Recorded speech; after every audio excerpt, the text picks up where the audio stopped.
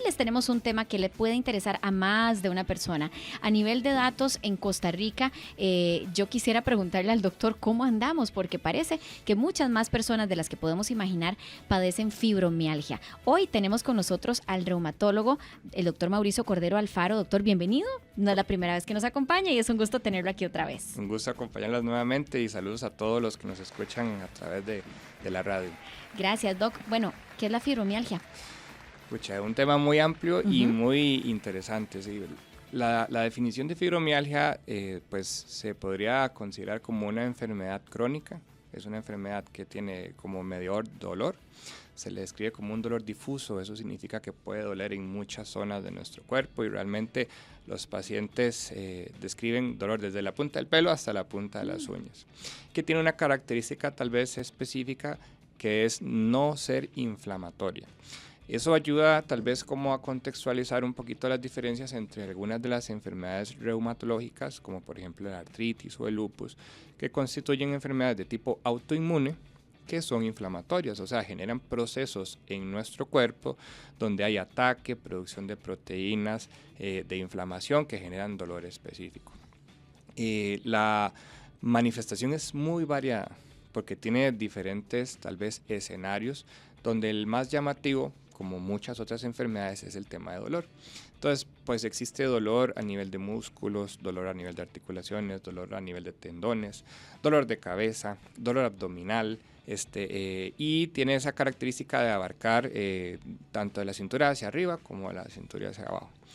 ¿Quién es tal vez la población más frecuentemente afectada? Sin lugar a dudas, y descripciones científicas lo hacen, el principal afectado es la mujer. ¿Existe fibromialgia en pacientes masculinos? Sí, sin embargo es algo bastante infrecuente y bastante raro. Las causas son desconocidas. Lastimosamente hay sospechas, hay hipótesis de por dónde puede aparecer la situación. Sin embargo, son básicamente eso, teorías. Son análisis que se han hecho donde incluso se describen predisposiciones genéticas con polimorfismos de ciertos genes que predisponen a que la persona tenga un umbral del dolor disminuido. Y que eso sea uno de los clics o uno de los detalles que hacen que la presencia de dolor sea algo del día a día, del hora a hora e incluso del minuto a minuto en algunos pacientes. Eso que usted menciona, doctor, es muy interesante porque las personas con fibromialgia tienden a tener, por una situación normal, el dolor súper aumentado, digamos. Por ejemplo, que usted llegue y me saluda y tal vez me jala el brazo sin querer y se siente como que realmente te estaban haciendo mucho daño. Sí. Y la persona es como, pero qué exagerada, no le he hecho nada. Pero sí, es real esto. Claro, y llega a ser tan marcado que hay pacientes que generan una situación extrema que se llama alodinia. Básicamente hay gente que tiene tanta sensibilidad que te describen dolor con el roce de una sábana. Uy, dolor e incapacidad, por ejemplo, de cobijarse. Que, por ejemplo, en mujeres el uso de ropa interior tipo brasier es algo que se constituye casi como una tortura porque la presión del sostén, la fuerza que tiene que hacer para su función específica se convierte en algo muy molesto. ¿Qué provoca esto, doctor, la fibromialgia? Lo comentábamos ahorita, que no tenemos una causa específica, sin embargo, sí hay como una serie de factores que la pueden predisponer. Entonces, hay una serie de hallazgos de cambios genéticos difíciles de estudiar, puesto que son estudios sumamente caros, donde se ha visto predisposición en ciertos polimorfismos. También hay una asociación estudiada con virus que también en algún momento de nuestra vida tendremos contacto, como por ejemplo un virus muy frecuente, el virus de Epstein-Barr. Hay asociaciones con virus, uno llamado parvovirus B19, y también hay otros factores a nivel de la vida de la persona que pueden influir. Por ejemplo, hay una asociación con sedentarismo, hay una asociación importante con abuso. Resulta que el abuso físico, psicológico, sexual es un hallazgo que no es tan infrecuente y realmente son situaciones que muchas veces son calladas, ocultadas por pena, por susto de las consecuencias que puede traer una denuncia, de los procesos legales que pueden ocurrir, pero no es algo tampoco infrecuente. Incluso se considera como un factor desencadenante y también un factor producto del dolor el desarrollo de sintomatología emocional, ansiedad, depresión, y otra de las consideraciones es trastornos del estado de concentración. Son pacientes que con alguna frecuencia te dicen, mira, es que yo tengo mi programa del día a día, lo que necesito hacer y voy a ejecutar y pucha, se me olvida qué es lo que venía a hacer en ese momento. Entonces, eso te genera algún grado de disfunción laboral, bajas un poquito el rendimiento. Entonces, nuevamente, es un síntoma de dolor que va abarcando, ya vimos, diferentes aspectos de la vida de la persona y por supuesto que te van bajando calidad de vida. Yo tengo tal vez consultas frecuentes de líos sentimentales, donde por ejemplo la pareja, usualmente masculina, tiene ciertas quejas sobre, por ejemplo, el hecho de que no puedan abrazar, acariciar a la pareja porque en lugar de ser un detalle lindo, un detalle bonito, o algo que genere un estímulo positivo, más bien todo lo contrario, se asocia a dolor, a esa manifestación como que en lugar de un abrazo estás acuchillando a la persona por la espalda, que es algo bastante frecuente. Doctor, yo creo que es un muy buen momento, y Rose, para que al igual que hicimos ayer, dejemos a disposición de nuestros radioescuchas y también televidentes el número telefónico de la cabina. Si desean hacer una llamada con alguna consulta, el número es el 905-2777-915. Y también siempre tenemos disponible nuestro WhatsApp. Ya conecté el teléfono, ya no está descargado, para que ustedes nos envíen sus consultas también por esa vía. El 57-000-915. Es valiosísimo cuando tenemos aquí un especialista del calibre del doctor que nos acompaña hoy. Y como siempre lo hacemos, pues intentar darle esa respuesta que de repente usted no puede tener tan a mano y la inquietud la tiene, tal vez padece la enfermedad o algún familiar cercano y podemos sacarle máximo provecho a estos minutos de oro que digo yo tenemos acá en la radio. Doctor, esta enfermedad es compleja y creo muy compleja. Y yo creo que ahora hay mucha más información, como decía yo, de lo que había hace 10 años, en donde tal vez las personas iban a un especialista, caían en otro especialista, después caían como en 3 especialistas, 4, y eso iba desgastando mucho la parte emocional de las personas, porque al final era como, no me creen, ¿verdad? Yo sí tengo este padecimiento, pero no me creen. Es complejo también porque siento yo que diariamente las personas que tienen fibromialgia no tienen el mismo umbral de dolor, ¿verdad? Puede ser que, por ejemplo, haya amanecido muy frío y la persona el día anterior estuvo pura vida, como decimos los ticos, y se levanta en la mañana y ya tiene más dolor. Entonces, hay como una serie de síntomas asociados a la fibromialgia que complican este diagnóstico. Sí, y nuevamente es difícil para el paciente el proceso diagnóstico y para el médico tratante también es difícil el discernir, porque al final el diagnóstico de fibromialgia se convierte en un diagnóstico que debe tener un proceso de exclusión de cosas. En ese sentido, para no cometer errores y no subdiagnosticar, lo ideal es hacer un proceso donde empeces a descartar la organicidad. Digamos sobre esto, las enfermedades potencialmente más peligrosas. Entonces, en general, intentamos siempre ir descartando, por ejemplo, patología reumática. Dígase nuevamente lupus, dígase artritis, dígame síndrome de Sjögren, entre otras cosas. Tal vez ese grupo de enfermedades corresponde a las enfermedades potencialmente más peligrosas, ¿de acuerdo? Después de eso debemos abarcar manifestaciones, por ejemplo, endocrinológicas, donde trastornos tiroideos son importantes, diagnósticos diferenciales porque pueden asemejar mucho algunos de los síntomas que los pacientes describen. Fatiga, que es muy frecuente, cansancio, intolerancia al ejercicio, trastornos de sueño, pérdida o ganancia de peso y dolor en articulaciones son síntomas que, por ejemplo, un trastorno de tiroides se puede explicar. No se debe pasar por alto ese tipo de evaluación. Sobre eso seguimos buscando otras cosas. Nuevamente, el tema de trastorno de sueño. Resulta que el mal dormir, muchas veces no tan importantemente evaluado, puede ser una explicación. Y ante esto se encuentra con alguna frecuencia fenómenos de apnea de sueño, gente que tiene problemas respiratorios a la hora que hace un sueño profundo, que hace que su calidad del sueño sea muy mala. Y eso, pues, nuevamente puede asemejar algunos síntomas de la enfermedad fibromiálgica. Trastornos depresivos, como un ente principal, sí, es importante la asociación de depresión con dolor, ansiedad con dolor, y en algunas ocasiones encontramos que realmente no es un fenómeno fibromiálgico, lo que tenemos es un trastorno de ansiedad generalizado, severo, muy marcado, que ocupa tratamiento, que ocupa una regulación. Y cuando eso se logra, muchas veces los síntomas se optimizan de forma importantísima. También hay análisis extra, porque me comentaba sobre síntomas asociados. Es frecuentísimo que las pacientes con fibromialgia tengan síndromes migrañosos. ¿Ah, sí? Entonces, el dolor de cabeza es un síntoma que se debe indagar y nuevamente evaluar sobre si será una migraña primaria o si puede ser fibromialgia, uno de los factores que lo desencadena. Doctor, me surge la duda entonces de la medicación. Claramente yo no soy una paciente que tenga esta situación de la fibromialgia, pero ¿hay tratamiento específico para esto, o al haber tantos dolores asociados a nivel de medicación se maneja también por separado? Porque qué torta, ¿verdad? Qué montón de medicamentos serían y no sé qué tanto esto controla o cura, ¿verdad? Sí, la palabra curación es un poco complicada, tal vez no está descrita, ¿verdad? Como tal.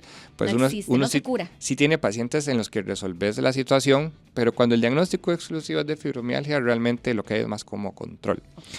Pero sí me gustaría tal vez sobre eso detallar las dos vías principales de manejo, donde hay un manejo medicamentoso y un manejo no medicamentoso. Estudios científicos que se han hecho sobre un montón de moléculas y un montón de intervenciones han logrado demostrar que la mayor cantidad de respuesta se ve en manejo no medicamentoso. ¿Cómo qué? Por ejemplo, el ejercicio físico. Muy Resulta bien. que se han hecho evaluaciones donde se pone a comparar una intervención en un grupo de pacientes fibromiálgicas con medicamentos y un grupo que se le hace ejercicio. Resulta que el ejercicio mejora la situación de salud y calidad de vida, mejora en un 80% de las investigadas. Versus terapia tomada, póngale un montón de fármacos diferentes, 30%. O sea, la terapia con ejercicio demuestra ser más del doble de eficaz que medicamentos tomados. Y ese es un círculo como vicioso, porque Exacto. al final tenés mucho dolor para hacer ejercicio, pero te ayuda el ejercicio. Y es un círculo vicioso que debe ser de una forma importante detenido, porque yo lo analizo en mi propia visión así. Tenés dolor, tratas de no moverte, caes en sedentarismo, perdes masa muscular. Esa pérdida de masa muscular genera inestabilidad en articulaciones, te da más dolor, haces más reposo, haces más sedentarismo, más pérdida muscular. Entonces, ¿qué es lo que yo le comento a mis pacientes? Vamos a tener un manejo doble. Tratemos de usar los medicamentos que han demostrado ser más eficaces. Sobre eso ahorita podemos comentar un poco, pero de la mano necesitamos hacer una intervención en las medidas no medicamentosas. Y el número uno es bloquear este círculo vicioso. Necesitamos entender que va a haber un proceso de esfuerzo, porque el ejercicio siempre duele en su fase inicial, eso es algo de acople. Sin embargo, es tal vez importante irlo introduciendo en la vida de las personas de forma paulatina, donde no es necesario correr. Realmente no vamos a preparar pacientes para que vayan a las Olimpiadas, ni Por que hagan, supuesto, sino que imaginas? Si tenemos tiempo de estar sedentarios, que hagamos 5 o 10 minutos de ejercicio, hoy es ganancia. Ok, Ayer era nada, hoy son 10 minutos. listo. 10 minutos, 15 minutos, hasta que logremos una medida que la sugerencia son 3 sesiones por semana de 40 minutos. Bueno, Doc, maravilloso. Y en cuanto a la alimentación, ¿hay alimentos que detonan más crisis de fibromialgia? Hay pues sospechas. Sin embargo, lo que tal vez tenga más asociación es el incremento de consumo de alimentos como, por ejemplo, con carbohidratos o con grasas altas. Resulta que la ganancia de peso, Qué torta. de la forma que sea, detona más dolor. Se ha encontrado que a nivel de grasa corporal, las pacientes con fibromialgia pueden generar una sustancia que se llama sustancia P de la palabra pain en inglés, que puede llegar a activar receptores de dolor, igual como lo activaría, por ejemplo, una prostaglandina, que es una sustancia que se podría, por ejemplo, producir ante un esguince de tobillo, por un fenómeno ya de daño importante. Tiene la capacidad de generar igual, digamos, manifestación de dolor. Entonces, toda dieta que se asocia a una ganancia de peso es una dieta que no va a ser buena para un paciente con fibromialgia.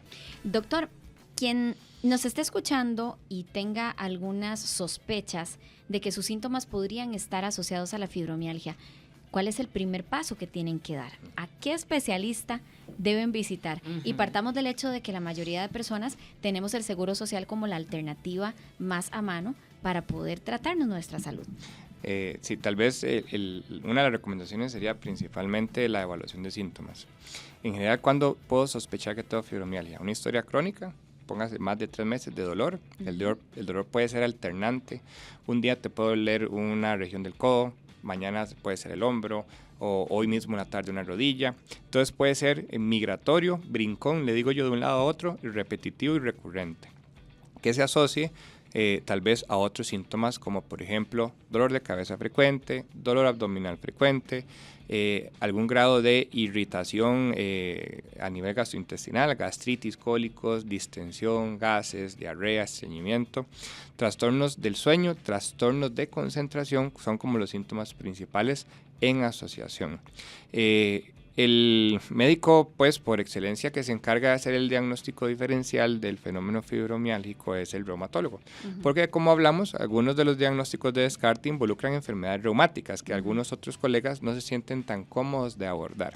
Sin embargo, el manejo es interdisciplinario, que eso es importante de tenerlo claro. El manejo va a llevar de la mano evaluación de psicología y psiquiatría por la alta relación de fenómenos depresivos, ansiosos que hay alrededor del diagnóstico. Terapia física, dada la importancia de la tonificación muscular como parte del manejo, la implementación del ejercicio físico sano y seguro como parte del manejo. También va a involucrar técnicas de relajación que tienen una importante evidencia científica en la mejoría del control del dolor. Ahorita hay descripción de técnicas que se llaman mindfulness, que buscan básicamente mejorar la concentración, mejorar la introspección y otras cosas que tienen pues una importante eficacia, y obviamente el manejo farmacológico con lo que ha demostrado mejoría. Entonces, ¿qué ha demostrado mejoría? Medicamentos que tienen que ver con serotonina. Resulta que la modulación de serotonina y noradrenalina funciona de una forma, digamos que bastante eficaz dentro de los medicamentos que es funcional. También medicamentos que se utilizan en el manejo de depresión, que tienen que nuevamente incrementar los niveles de serotonina. Hay otros medicamentos que te ayudan a modular y a mejorar las características del sueño, que muy frecuentemente están afectadas en los pacientes con fibromialgia. Y en ese sentido también, dependiendo de los hallazgos que existan, terapia de psicología, porque muchas veces, como lo comentamos, hay rollos emocionales previos de la vida. Entonces, eventos durante la adolescencia o adultez temprana de abuso psicológico, por ejemplo, que nunca se logró manejar, que nunca se logró, digamos, resolver, queda como un capítulo abierto de la vida de la persona que trae una repercusión de sensibilización de dolor, que básicamente es importante intentar cerrar para que exista mejoría. Los fármacos analgésicos no son usualmente eficaces, no son efectivos. Entonces, a la hora que el medicamento que busca, por ejemplo, controlar dolor, entra al cuerpo de la paciente con fibromialgia, busca, por ejemplo, sustancias como, por ejemplo, prostaglandinas que median dolor. No hay. Entonces el medicamento no cumple su objetivo de aliviar. Los opioides, como un ejemplo el tramadol, pues pueden mejorar la tolerancia al dolor. Sin embargo, no se comparan con las mejorías clínicas que uno ve en pacientes que hacen ejercicio regular, cardiovascular. Cualquiera de todos es bueno: natación, aeróbicos, zumba, aquaeróbicos, baile aeróbico. Todos ellos son ejemplos de opciones adecuadas, más no las únicas, ¿verdad? Pues todo ejercicio es bueno. Ok, muy bien. Bueno, doctor, una de las cosas que tal vez a nosotros más nos genera incertidumbre o estrés más bien, es esa incertidumbre de no poder diagnosticar oficialmente algo, ¿verdad? Rose nos contaba que en aquellas épocas cuando tal vez, Rosita, vos te te acercaste más a un posible diagnóstico. Había un tipo de pruebas que hoy ya están obsoletas, nos decía usted, doctor. Si alguien dice, bueno, voy a ir a que me hagan un examen para ver si tengo o no esta enfermedad, ¿qué puede esperar hoy día? Sí, lo que puede esperar es una historia clínica amplia, un análisis de sintomatología amplio, la evaluación por medio de test que están científicamente demostrados que ayudan a categorizar al paciente, pero sí, tal vez este tema que es famoso de los 18 puntos de dolor es algo que ha entrado en desuso, puesto que se ha visto que genera resultados falsos positivos, que tal vez no tenga una implementación. Entonces, hay ciertas cosas que han cambiado. Tal vez lo más importante es el expertise de la persona que te evalúa, para poder hacer un diagnóstico diferencial importante e ir descartando de forma metódica otras posibles asociaciones, porque nuevamente quisiera recalcar eso. Fibromialgia es un diagnóstico que se debe considerar de exclusión y tiene muchas otras potenciales enfermedades que pueden simular síntomas muy parecidos. Uno muy amplio, fatiga y cansancio. Hay N cantidad de enfermedades que te pueden explicar síntomas de fatiga y cansancio y a veces es el motivo de consulta número 1 asociado al dolor, ¿verdad? ¿Hay personas más propensas a padecer fibromialgia, entiéndase entre hombres y mujeres, por ejemplo? Sí, la descripción clínica es severamente dispareja hacia la mujer. Realmente se considera que hay más o menos entre 9 y 10 casos por cada hombre y las descripciones a nivel mundial es amplísima. Costa Rica no tiene números epidemiológicos como tal y en muchas enfermedades no tenemos, pero a nivel mundial se calcula que es entre el 2 y el 4% de la población femenina que padece ese tipo de diagnóstico de fibromialgia. Entonces es mucha gente. Imaginémonos que, por ejemplo, el diagnóstico de artritis reumatoide involucra entre un 0.5 y un 1%. Es muchísimo menos y nosotros tenemos una cantidad bastante importante de pacientes con artritis reumatoide. Pues fibromialgia andan muchísimas por la calle sin tal vez un diagnóstico claro. Doctor, ¿qué le decimos a las redes de apoyo de estos pacientes con fibromialgia, que muchos, como usted dice, o muchas no saben ni siquiera que tienen fibromialgia y que tienen que vivir conscientemente y constantemente con un dolor que no desaparece? Y sus familias tal vez no lo pueden entender, sus compañeros de trabajo no lo están viviendo, no lo están sintiendo y no lo entienden tampoco. Sí, bueno, lo principal es decirles existe. O sea, es una enfermedad que algunas veces se convierte como en un, pucha, ¿será que se está haciendo? Mira, no te creo, pero realmente el dolor es un dolor real, existe y no debe ser menospreciado nunca. A ese tipo de pacientes, la recomendación número 1 sería busquen la atención, porque necesitamos diagnosticar la enfermedad y descartar las otras opciones. Y si el diagnóstico llegó, un resumen muy importante sería busquemos estilos de vida saludable. En general, si lo hacemos de esa forma, la tendencia en estudios científicos es hacia la mejoría. Estilos de vida saludable va a involucrar comer bien, va a involucrar hacer ejercicio, va a involucrar dormir bien, que son 3 pilares fundamentales en el tratamiento no medicamentoso de la fibromialgia. Y a mí me gusta hacer la comparación tal vez de cómo se implementa el tratamiento con la bicicleta en los niños. Yo les doy la bicicleta y usualmente los niños ocupan rodines para aprender a andar hasta que lo logran hacer. La bicicleta es el ejercicio o todos los métodos no medicamentosos de la persona. Los rodines son las medicinas. Solo en algunos casos. En el momento en el que ya aprendemos a mantener el equilibrio y a pedalear, los rodines se deben de ir porque más bien te van a frenar. Entonces, una vez que sabes andar en bicicleta, te vas en esa línea y puedes seguir andando lo que desees sin un final. Pero es importante ese esfuerzo físico, ese esfuerzo de sacrificio, que muchas veces los pacientes, por el círculo que estuvimos hablando previamente, les cuesta romper, les cuesta trabajar. En general, yo diría que es menos del 10% de los pacientes que a mí me visitan que hacen el esfuerzo y que se logran montar en esa bicicleta sin rodines. Pero usualmente los que lo logran no los vuelvo a ver. Doctor, muchísimas gracias. ¿Cuáles son sus contactos para quien quiera llamarle o agendar una cita con usted? Sí, mi consulta está ubicada en Hospital Clínica Bíblica. El teléfono de atención es el 25 22 10 00 a la extensión 6001. Ahí podemos sentarnos a hablar con calma y ver de qué forma podemos mejorar la calidad de vida. Bueno, para que lo guarden ahí, el contacto es el doctor Mauricio Cordero Alfaro, reumatólogo que hoy nos hizo esta visita y que ojalá haya podido evacuar muchísimas dudas. Y si lo que hizo fue sembrarle la espinita de si será su caso y está un poquillo preocupado o preocupada, eso a veces es muy bueno, porque puede ser el inicio de un recorrido que puede ser mejor del que ya hasta ahorita usted ha llevado con una enfermedad que ya dijimos son características muy peculiares y que nos puede jugar malas pasadas. Así que gracias, doctor. Un gusto acompañarles y a la orden. Si quieres más contenidos como este, suscríbete a nuestro canal de YouTube.